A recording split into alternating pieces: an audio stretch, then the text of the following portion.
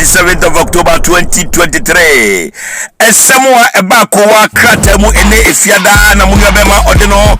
mayi bia me ba be si napɔso na woso ahuse ne esite na me asida ema economy logistics so pese odi enoma efri omai Ghana mu eba South Africa ha anase wo bibi na pese wodi free South Africa ha eko eye omai Ghana diana economy logistics ena mekanfo amawo Udi sa udi uwa be fanyi senda uwa be una udi akola na be lucky mi na udi abeli mi wo ha ya study wo upo uwa be ble ni akola no u ba be uni akola ni po ba be ble no ayeka Jesus. Inspector General of Police George Akufu Dampare edi ababetu ya se yenuanu a omwo amanone anase yewo amanone momomodia se burunya mbetimi aba efie na mo ababedi burunya isanse sabre de eye prosi adwuma no omde ahobambo sonko atoto akwamu a yenuanu a mo amanone a burunya mbo bafie ababedi burunya ne de ahobambo ne de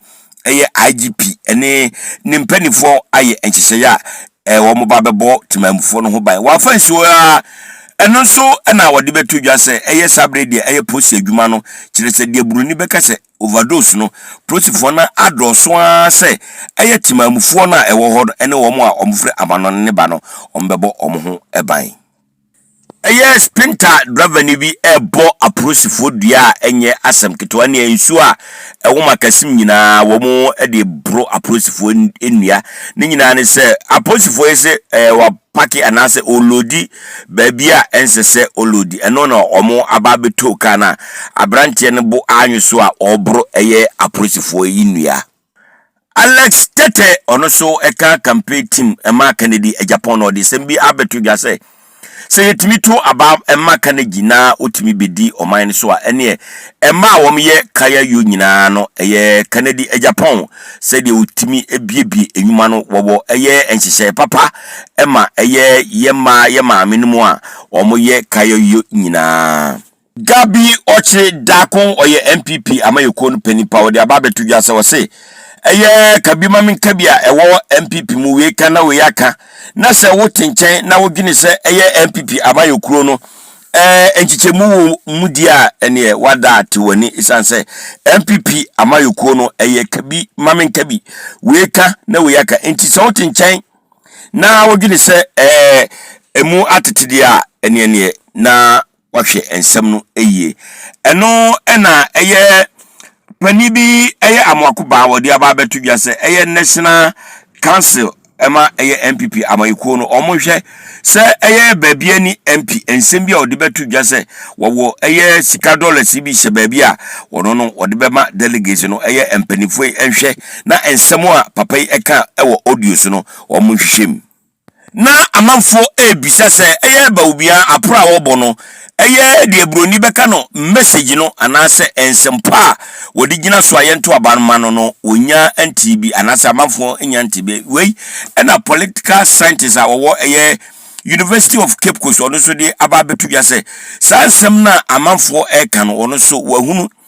ba umia ebo apropa se asem potia wogina so a se yeto abama no na obedi omampani ne de wo mo enti se wakabi sayedi yani kire sampa bia frani kabilia abrantie bi ahia na kwanhia wuo ni nyina ne se ukowia motorbike bi na fofia ntoata ama CCTV bi CCTV camera bi akochi abrantie yi ama amanfo achi abrantie yi abo abrantie ya sabre abrantie no ya ukowia motorbike no waye onyame edia ewo sampa bia ye frana kabil abato ebekoso abusumi ayebewuram yini da etoso enan ewo MPP amayeko no mu no MPP empanimfo ene aposifo atrase se sada ne de omo ahohoro omo nsa ade bibia ma aposifo sɛ yɛbɛhyɛ dwumadie no ase na yɛde bɛba awieyɛ deɛ ne nyinaa wɔn de ama aposifoɔ na aposifoɔ no ɛhwɛ sɛ nipa bɔnfoɔ a wɔn de basabasayɛ wɔde atowenche ɛbɛba ɛyɛ elections no abatoɔ no ase deɛ aposifoɔ no ɛhwɛ na wɔn ne saa nipa no eni sɛdeɛ mmra ɛhyɛ atiefoɔ ɛna ɛyɛ fiada aha ɛna mu ne abɛma wɔde no bɛrɛma mu bɛsi abusuafoɔ na meka mu sɛ yɛkɔ akɔwura weekends no mu ɛntoa no obehua mu a na wabɔ mmɔden sɛ bibibɔ ne bia nsi ma obi amunitia adehye